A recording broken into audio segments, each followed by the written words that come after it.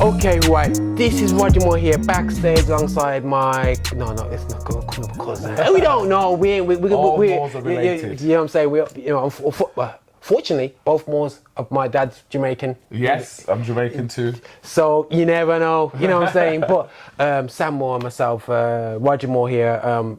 And we're here backstage at the 316 showcase done by the Well. Salute to the team right there, and we're here in Birmingham town. And always wondered why Sam's voice was slightly different to mine. And over the years, and thanks to Music Geek, she revealed to me he's actually from Manchester. That's it. I'm a Mancunian proud Mancunian, born and bred. Notice the accent's coming out now. Yeah, everyone's come out of the room now, and he's gone back into Mancunian. Anytime you mention Manchester, Roger, there's two things that will prompt my Mancunian accent to come out. You mention Manchester, or three things actually. Mention Manchester, I hear the music from Coronation Street, so switches Crazy. On. Yeah. Or as I'm driving into the city, drive past the airport, there's just something that just switches, and I'm a proper man. And I've lived out of Manchester now for coming up to 20 years, but Crazy. you can take the boy out of Manchester, but you can't take Manchester out of the boy. Cool. So we're here backstage, and we just done Sam, we did you know, they say I done an amazing production here, and did some definitely retro songs. And I want to kind of talk. When I say retro, I will say retro, but some people still sing it to this day. You know, traditional songs. Vibe, yeah. And I think that when you hear it, bro, you know. I'm not gonna say it's escapism, but because I'm looking at the lyrical content of the songs. Yes, you know what I'm saying? You know, yes. but when we break down the lyrical content of some of the songs that we used to sing, because it's been and we had a conversation with Natalie Phillips today. Yes. She was talking about the problems that we had faced when praise and worship took over, and there's been a tone saying that when praise and worship really took over our sound, you know what I'm saying? In terms of our churches, we lost elements of who we are, you know? People might think, oh, Roger, that's a bit more weird. But I felt like musically, we was coming through as teenagers and going into our early 20s, and we had a sound. Yeah. And we saw that sound be degraded. Yeah. You know what I'm saying? And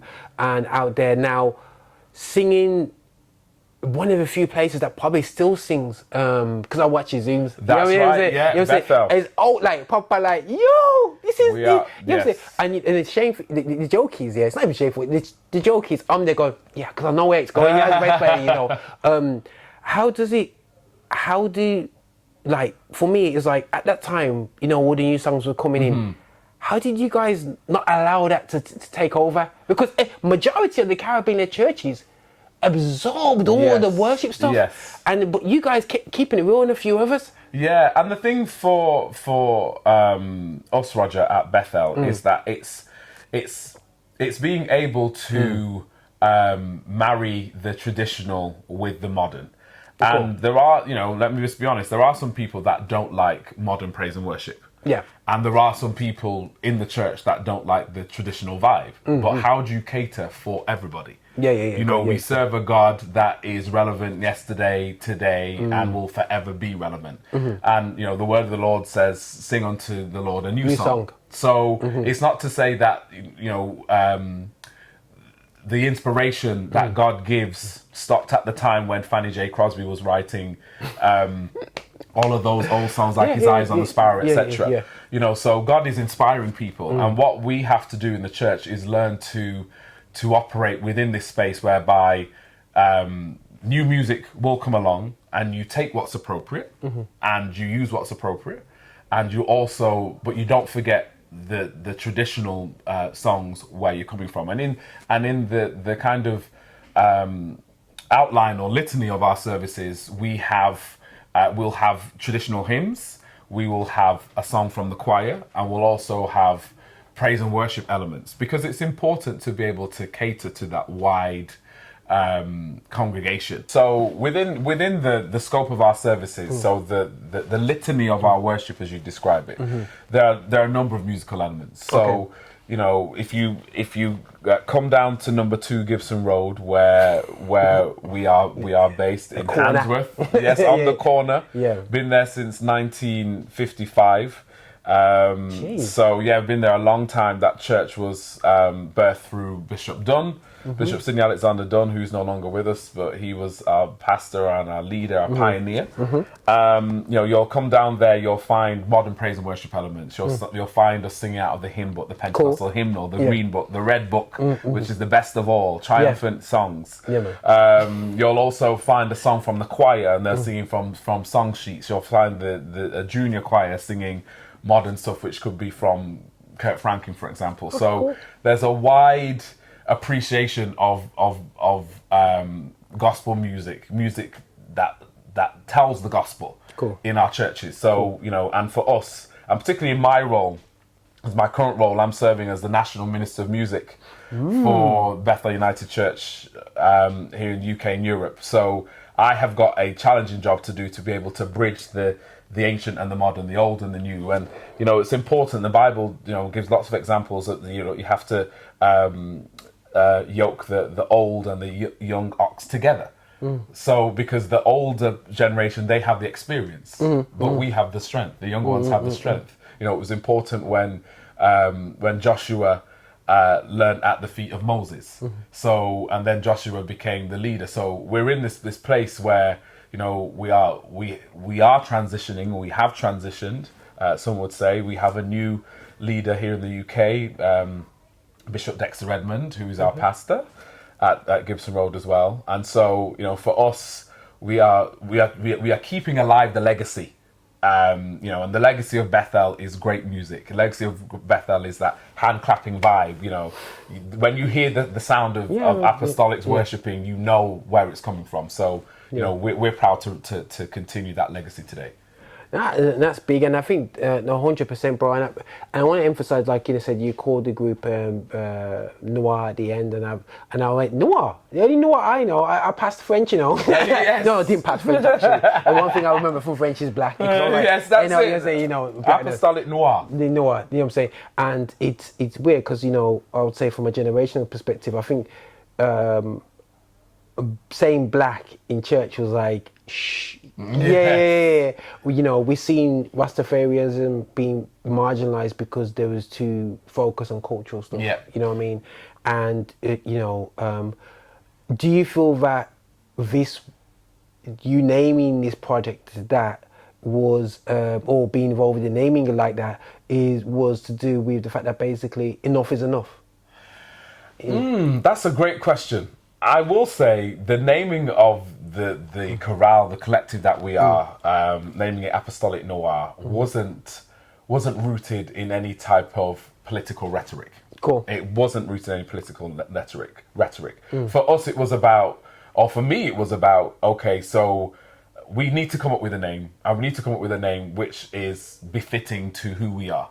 Cool. We didn't want to go under the name of the church, and we looked at other names, and they were either taken or unsuitable. Cool. So I just took the Ron Seal approach. So it does what it says on the tin. So we are apostolics and we are black. Cool. And the branch or the brand, the vein of our apostolicism, apostolicism, is firmly rooted in that black Jamaican heritage. The way that we worship, the way that we sing, the culture within the church was forged in the island of Jamaica. It was forged in the other parts of the Caribbean, and the struggle for identity, for recognition in this country. Because yes, we came here, or our parents came here as migrants. Yeah, cool. But you and I are now occupants. So we now occupy the land. Yeah. So our mindset has to be different.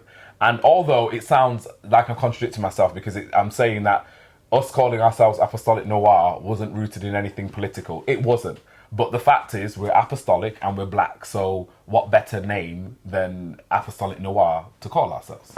That's beautiful. And I think for me, people always try to, what I find now is in Christianity, we've hid away from talking about blackness, talking away that God don't see color, I'm thinking, so God doesn't see his creation, of course. So of course he sees the color. So it's just that color was something that the separation of our races was created at the beginning stages of slavery, European slavery, and then black became a thing. You know what I'm saying? Yes. So we have to recognize where race comes from. It comes from a system that was put in place to make us less than humans. So when we say black, like you said, you just coin it black because it is what it is. You know what I mean? And people go, "Oh, is he a Marxist? Is he?" No, it's nothing to do with that. It's just that you're proud of being black. You know what I mean? I think people have to realize that. You know what? We want to be black. Yes. That's what we are. Exactly. And a lot of the songs, that we are singing today, as part of Apostolic Noir, are songs which, any black person that has grown up in church will be able to identify with. They're songs which speak. They're songs which speak to a struggle. We are, we in the Pentecostal church, we're often referred to as the modern day spiritual Israel, because we are on a journey. We are pilgrims here. Okay. And we're only on a visit here. We're passing this way through once, and so a lot of the songs that we sing, they chart and mark that experience. Amen. They talk about the fact that we're here and that the things of this life are only temporal. They're only fleeting. They're not going to last forever. But the things of God, relationship with Him, those are things which will last. Jesus Christ, yesterday, today, and forevermore, the same. So why not build your hope on things eternal? So that's what the cut and thrust of these songs are. And even for me, also as a solo artist, because I'm getting to that. Don't worry, people. I may have been out the spotlight for a small while, but watch this space. There's some amazing stuff coming. Okay, so all right, guys, we're going to touch base because we obviously here backstage where Sam is performing with a co. It's really great when we see artists not forgetting where they come from, because sometimes we see artists just go about their business and leave the church situation alone. So that's amazingly cool. Now, obviously, we bumped in the scene where I saw a grayscale picture of Sam Warner and a CD cover. That's how. Wow, that's how long we're going back. Yeah, Splendid Isolation. Splendid Isolation. Yeah, my debut album. And then it got tweaked up. The version 2 came out. That's right. Yeah, it got polished up. Yeah, we got polished up, and it was a beautiful. There were cool photos there. I remember that photo shoot. And now, obviously, life is life. And I spoke to a couple of other artists, and it's almost like we got to a stage in our music, and there was like a glass ceiling that really kind of shouldn't have been there. Absolutely. Now being where I am right now in gospel music, I'm not no big G, but I'm saying I'm just trying to do a thing. Yeah. But me being where I am, I'm passionately annoyed about the generation before us. Yes. But I have to curtail it because I have to respect the struggle and the lack of knowledge that I had. Yeah.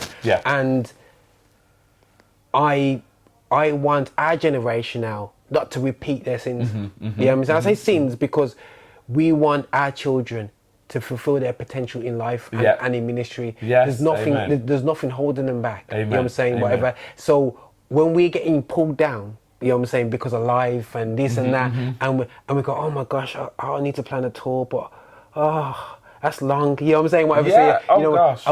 And people say, oh, Fred's album's amazing. Well, bro, if you was full time. Exactly. Bro, how many albums could you do? Exactly. You are talking about the struggle of the independent gospel artist. You have just taught the struggle.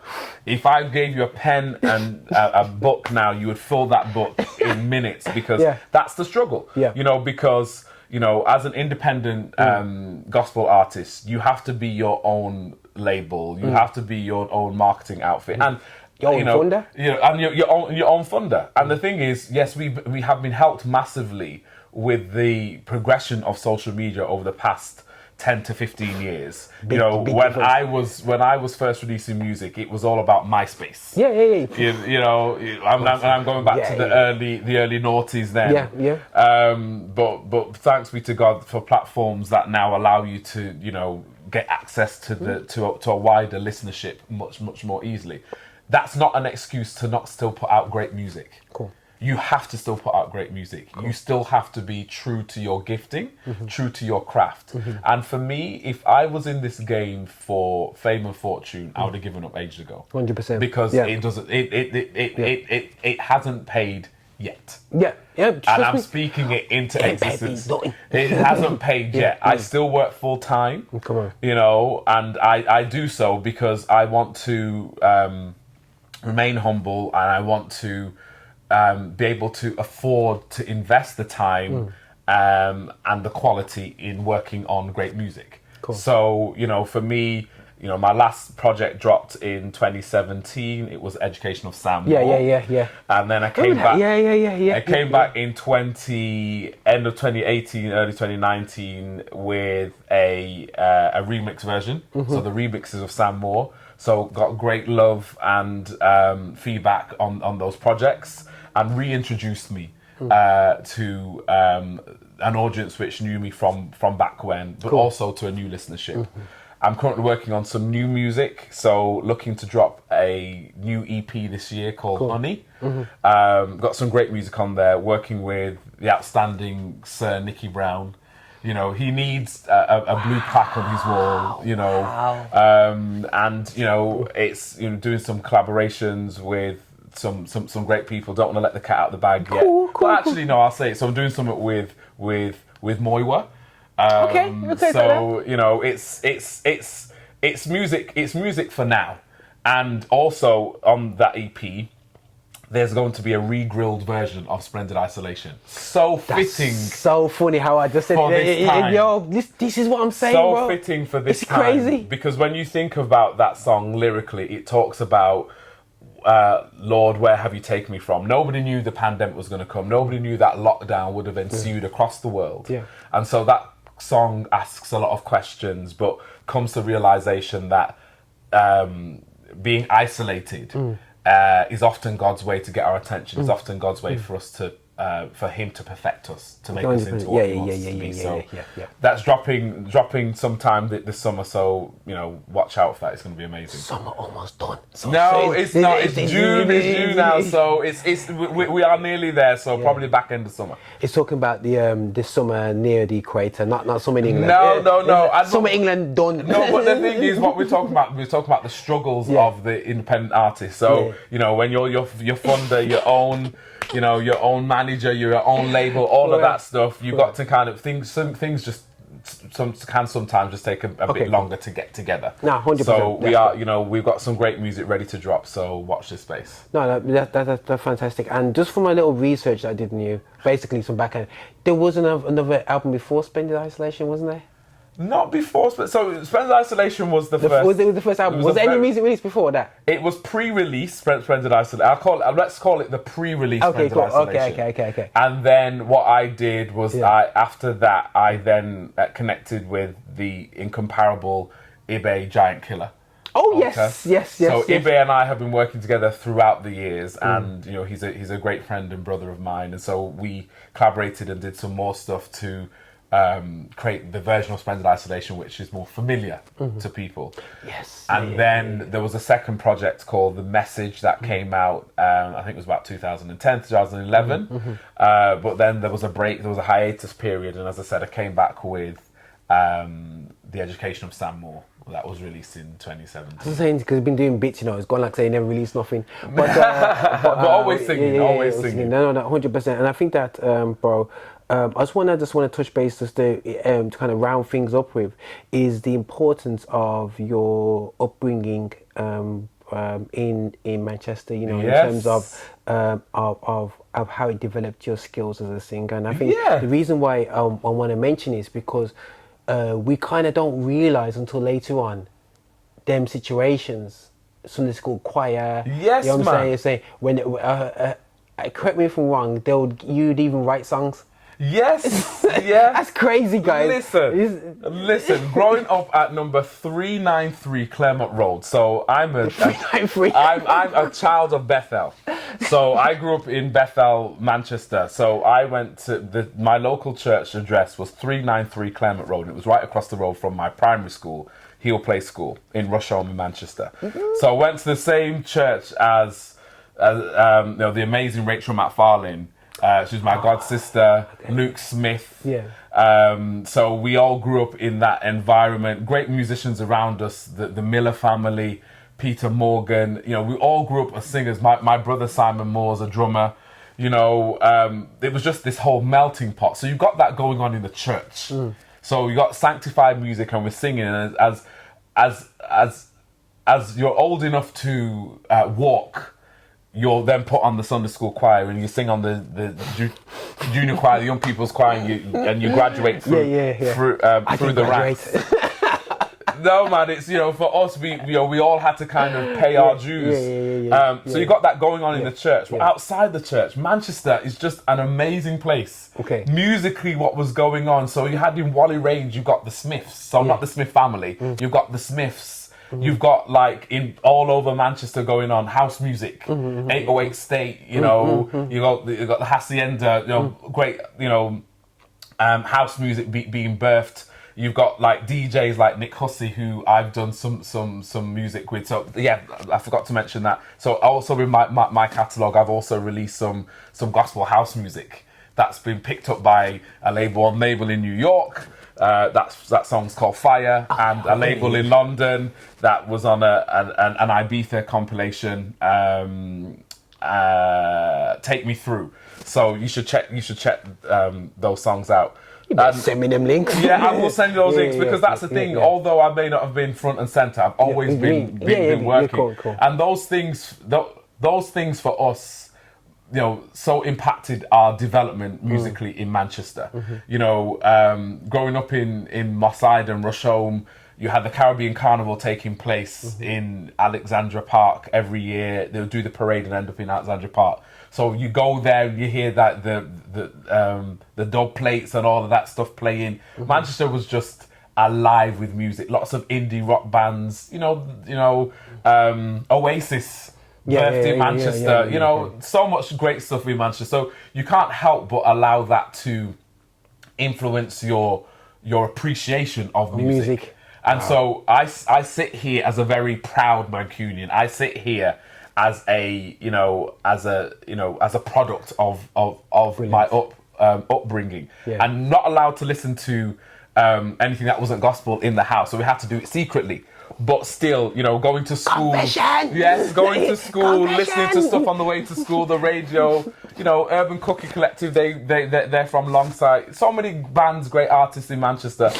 Cleopatra, all of this stuff that I can't, all of these artists. You know, that's what, as I'm reflecting. Yeah. I had a great musical upbringing. Yeah, man. Great musical upbringing. So, yeah, I'm very proud Mancunian. And so I hope that I do Manchester as a city proud with the legacy of my music. Yo guys, he come down Birmingham and then he's bad as me. He's manicure. You know, as a Man United fan, I'm cool with that, man. Anyway, still, yeah. So we're all good with that. But now, 100%, bro. I really appreciate the chat, man. You know what I'm saying? It's good to be here, man. And these chats, guys. If you're thinking this is Roger backstage, just chatting with someone, we're gonna maybe different presenter next time. Not too sure here on Affinity Extra, but we just don't want to we see that artistry now. People want to know you. You know what I'm saying? Yeah. And there's more to us than just that great music. Yes. You know what I'm saying? There's a journey behind the music. Yeah. You know, like you said, Splendid Isolation.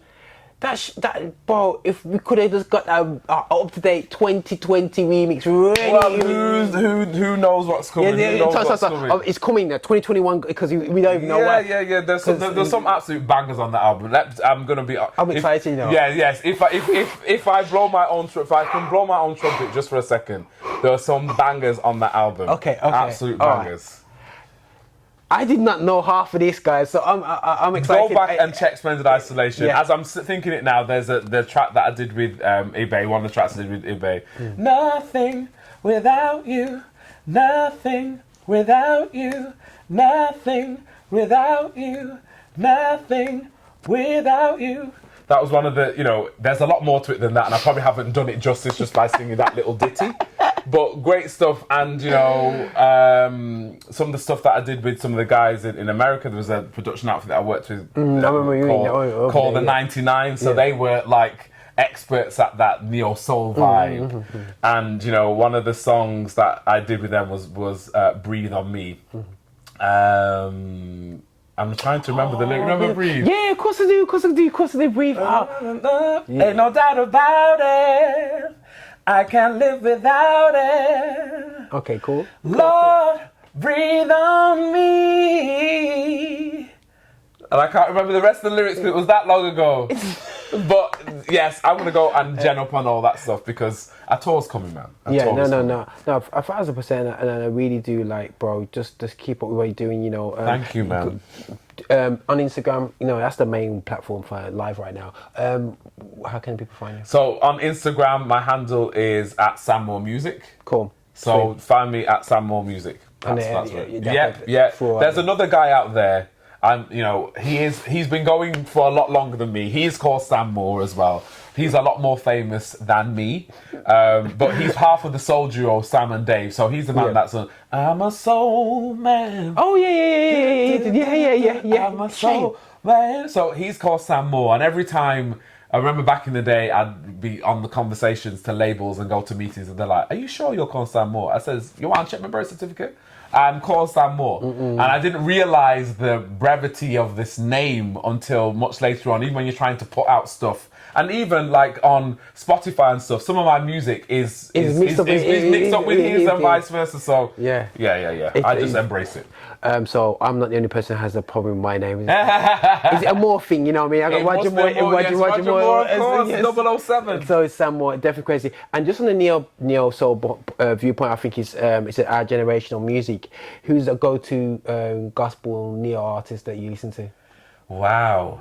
That's a good question because there are loads. I think there are artists that over the years have kind of had a neo soul vibe, done neo soul tracks. So Jonathan McReynolds has done, couple of neo Marley Music. Yeah, he's done a few. Even Kiki Shear. People have done stuff, and I think neo soul is something which once you're familiar with it, it will be something that you kind of appreciate, and back in the day when I released Friend Isolation all those years ago, people pigeonholed me as a neo soul artist. Yeah, 100%. And so therefore, with the second album, I tried to break away from that. And speaking honestly, it didn't go down that well, but you live and you learn. And then came back with The Education of Sam Moore with a totally different vibe. But even in that, there's elements of neo soul. Because I think neo soul is part of me, and it is what it is. It's a new representation of soul. Because like even on the Education of Sam Moore album, the track on there, which is called Looking Glass, that's very kind of, it's almost like a modern take on a Curtis Mayfield track. No, 100%. Yeah. That's cool. So it's that vibe. Okay, cool. And he still didn't answer the question. Now, I'll tell you my favourite. Who's your favourite? Adrian Archie. Okay. You're saying, do you know who that is? I don't. Yo, check out. No, obviously I did it. It was amazing working with Lisa McClendon. Yes, of course, Lisa. Yes. I know he mentioned Lisa. But for me, I think Adrian, so I'm gonna send you that link. Yeah, bro. Send me that link. No, I forgot. She is like when I said neo, she's. Yeah. Wow. You know what I'm okay. So, but she's been old stuff is more neo. She's released some other stuff newer, but check out old stuff. Man, yeah. You know what I'm saying? And it's like that, like what you said, Lisa McClendon. So, My Diary, My Life. That was an amazing album. Tell me. Amazing album for me. Yeah. No, 100%. I think that neo. I'm a neo man, but we don't get much like that anymore. But listen, guys, thanks. Listen, bro, we can chat all day long. So this is the problem, man. Because Love Roger loves to talk. As BT said, good to talk. BT sponsor me. As long as I'm pay your bill. Yeah, mate. Amen to that, man. Let them pay your bill. Then you can talk as much as you want. You know what I'm saying? But now, guys, thanks again. We're backstage here at the 316 Showcase. What? And I'm here alongside Sam Moore, representing Apostolic Noir. Noir. Apostolic. And myself. Yeah, 100%. We had a great conversation, man. Yeah, you know what I'm saying? It was a blessing. So we're here, listen, celebrating gospel music of black origin here on Affinity Xtra. Blessings. Thank you for watching the content we're putting out. Listen, make sure that you are liking, subscribing and following us on all our social channels, including patreon.com. Make sure you're finding us on there to support what we do so we can support you. And remember guys, be extra.